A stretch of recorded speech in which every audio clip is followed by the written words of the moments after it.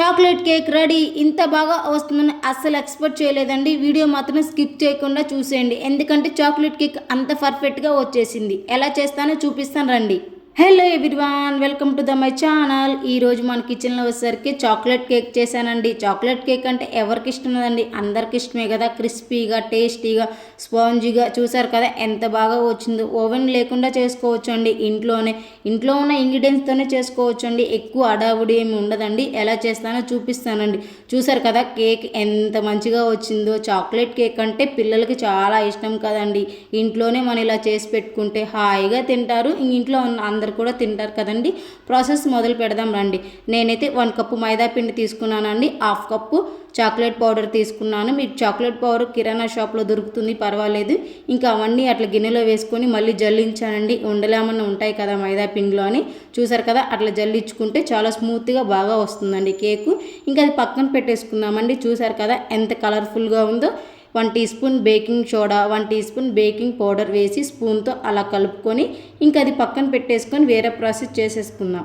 వేరే గిన్నె తీసుకొని నేనైతే 2 ఎగ్స్ తీసుకున్నానండి. మీరు 3 తీసుకోవచ్చు, ఎందుకంటే నేను 1 కప్ అయితే చేస్తున్నాను కాబట్టి 2 ఎగ్స్ అయితే సరిపోతాయి.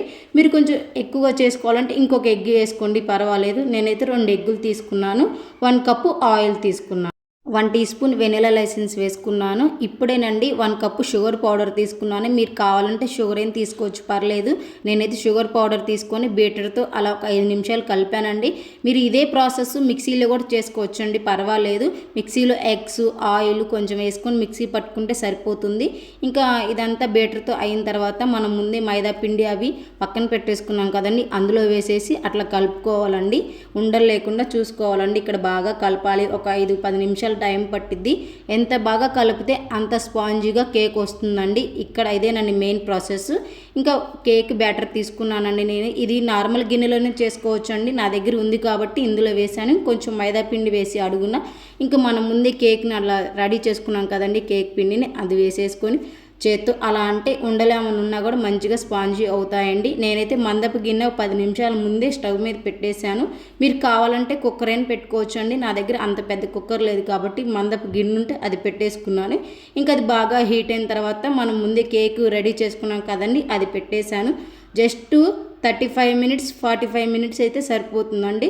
మీరు మధ్య మధ్యలో ఒకసారి చెక్ చేయండి, ఎందుకంటే అడుగును మాడుతుందో లేదో మనకు తెలియాలి కదండి. నేను ఒకసారి 30 మినిట్స్ తర్వాత చూస్తే కొంచెం అంటుకుందని ఒక 10 నిమిషాలు మళ్ళీ ఉంచానండి. ఇంకా 40 నిమిషాలకి చాలా పర్ఫెక్ట్గా కుక్ అయిపోయిందండి. ఇంకా స్టవ్ ఆఫ్ చేసి చల్లారేదాకా పక్కన పెట్టేసుకోవాలి. చూసారు కదా ఎంత స్మూత్గా, స్పాంజీగా ఎలా పొంగిందో. మనం చేసింది ఎంత అండి, చూసారు కదా కేక్ ఎంత వచ్చిందో, చాలా బాగా వచ్చింది.